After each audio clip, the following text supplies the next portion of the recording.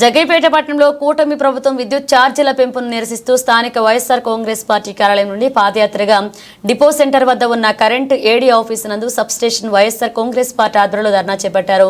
వైఎస్ఆర్సీపీ నాయకులు మరియు నియోజకవర్గ సమన్వయకర్త తన్నీరు నాగేశ్వరరావు మాట్లాడుతూ ఎస్సీ ఎస్టీ కుటుంబాలు 200 యూనిట్ల లోపు కరెంటు వాడుకున్నందుకు గతంలో బిల్లులు చెల్లించాల్సిన అవసరం ఉండేది కాదన్నారు. కానీ ఇప్పుడు కూటమి ప్రభుత్వ పాలనలో పరిస్థితి మారిపోయింది. 2000 యూనిట్ల లోపు వాడుకున్నా సరే వేలాది రూపాయల బిల్లులు చెల్లించాలంటూ నోటీసులు ఇస్తున్నారు. బిల్లులు కట్టని వారి ఇళ్లకు వెళ్లి కరెంటు మీటర్లు తొలగిస్తున్నారు.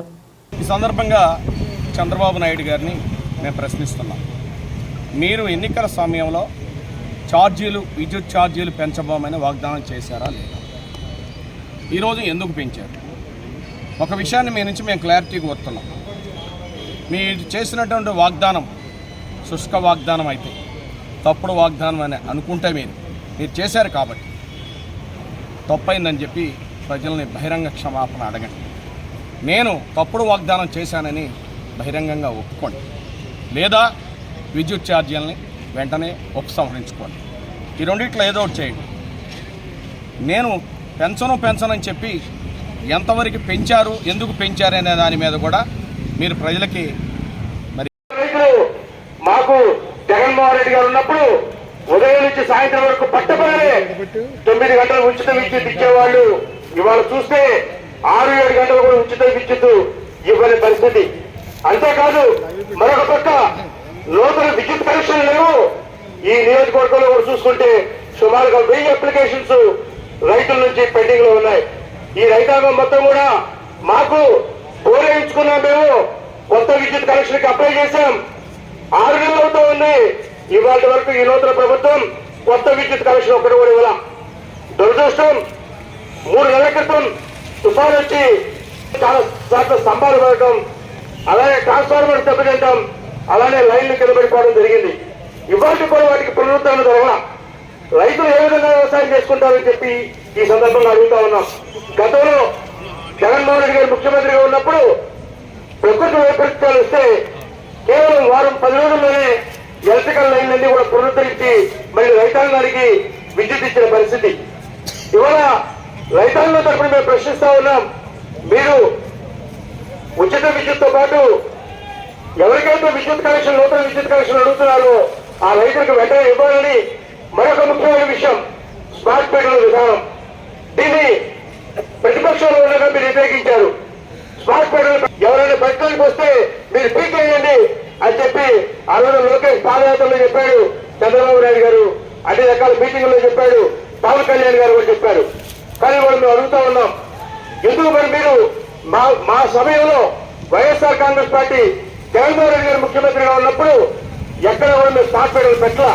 కానీ వాళ్ళు మీరేం చేస్తా ఉన్నారు? ఇప్పటికే వ్యాపార సంస్థలకి పరిశ్రమలకి ఇప్పటికే మీరు స్మార్ట్ మీటర్లు పెడతా ఉన్నారు. ఇవాళ ప్రజలకు మొత్తం కూడా ప్రశ్నిస్తా ఉన్నారు. ఇవాళ గద్దెలు ఎక్కక ముందు ఒక మాట, గద్దెలు ఎక్కిన తర్వాత ఒక మాట, అధికారంలో రాకముందు ఒక మాట, అధికారంలోకి వచ్చిన తర్వాత ఒక మాట, ప్రతిపక్షంలో ఉన్నప్పుడు ఒక మాట, అధికారంలోకి వచ్చిన తర్వాత మరో మాట. మీ యొక్క 2 నెలల ధోరణి ఏదైతే ఉందో అది రాష్ట్ర ప్రజానికానికి మొత్తం కూడా అర్థమైపోయింది. ఈ స్మార్ట్ మీటర్లు మరికొద్ది రోజుల్లోనే వినియోగదారులు కూడా పెడతారు. ఈ స్మార్ట్ మీటర్లు అంటే మన సెల్ ఫోన్ కి సిమ్ కార్డు ఉన్నట్టు. సిమ్ కార్డు తీసేస్తే సెల్ ఫోన్ ఆగిపోతుంది, సిమ్ కార్డులో డబ్బులు అయిపోతే సెల్ ఫోన్ ఆగిపోతుంది. అట్లే ఈ స్మార్ట్ మీటర్లో కూడా 500 రూపాయలు వేసుకుంటే 500 రూపాయలకి మందమే పెట్రోల్ బంకులో కనుక మీటర్ ఏ విధంగా అయితే 100 రూపాయలు ఇస్తే 100 రూపాయలు రాగానే ఖచ్చితంగా అయిపోద్ది. అట్లనే విద్యుత్ మీటర్లు కూడా 500 రూపాయలు అందులో డబ్బులుంటే 500 రూపాయలు సరిపోను, ఆ విద్యుత్ వస్తుంది.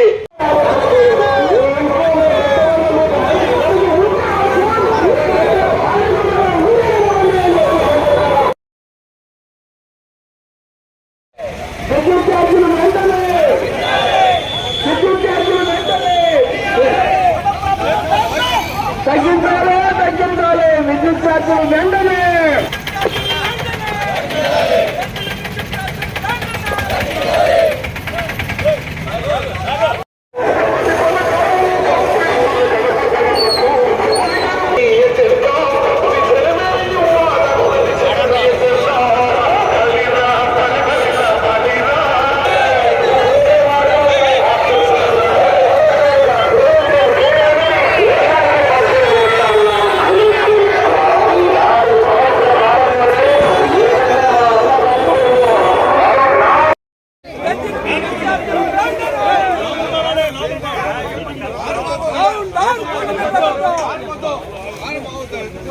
డౌన్ డౌన్ కూటమి ప్రభుత్వం డౌన్ డౌన్ కూటమి ప్రభుత్వం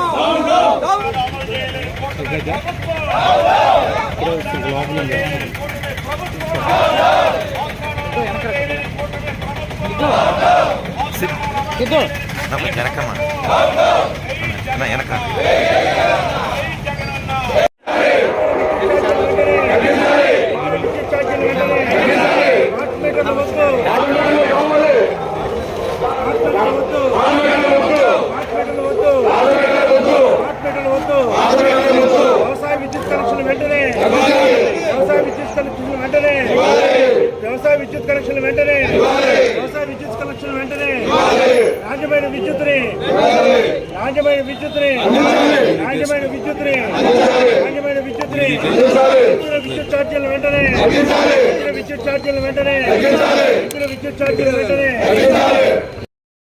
ఉచిత విద్యుత్ని పూర్తిగా నేను నిర్వీర్యం చేసి వారు కూడా ఇవాళ పేద కుటుంబం ఒక గంట పాటు నిరసన కూడా తెలియజేయడం జరిగింది.